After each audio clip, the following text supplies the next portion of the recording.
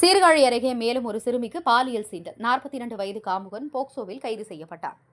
மயிலாடுதுறை மாவட்டம் சீர்காழி அருகே உறவினர் வீட்டு துக்க நிகழ்ச்சியில் கலந்து கொள்வதற்காக தங்கள் 4.5 வயது குழந்தையுடன் தம்பதி சென்றிருந்தனர். திடீரென அவர்களது மகளை காணவில்லை. தேடிய போது அருகிலிருந்த கொட்டகை ஒன்றில் குழந்தை அழுது கொண்டது தெரியவந்தது. இதையடுத்து அந்த குழந்தையை அவரது தாயார் வீட்டிற்கு அழைத்து சென்றனர். அப்போது அந்த குழந்தை பாலியல் சீண்டலுக்கு ஆளானது தெரியவந்தது.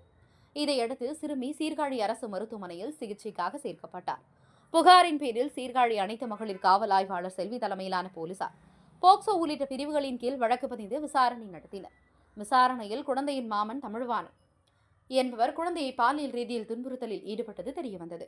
தொடர்ந்து அவரை கைது செய்த மகளிர் போலீசார் மயிலாடுதுறை நீதிமன்றத்தில் ஆஜர்படுத்தினர். கடந்த மாதம் 24ஆம் தேதி 3.5 வயது பெண் குழந்தை 17 வயது சிறுவனால் பாலியல் துன்புறுத்தலுக்கு ஆளாக்கி சிகிச்சை பெற்று வருகிறார். இதுகுறித்து சர்ச்சையாக பேசிய ஆட்சியர் பணியிடம் மாற்றப்பட்டார். இந்நிலையில் சீர்காழியில் மீண்டும் ஒரு பெண் குழந்தை பாலியல் சீண்டலுக்கு ஆளாகி இருப்பது அதிர்ச்சி ஏற்படுத்தியுள்ளது. சீர்காழி செய்திகளுக்காக சாமி பத்மநாபன்.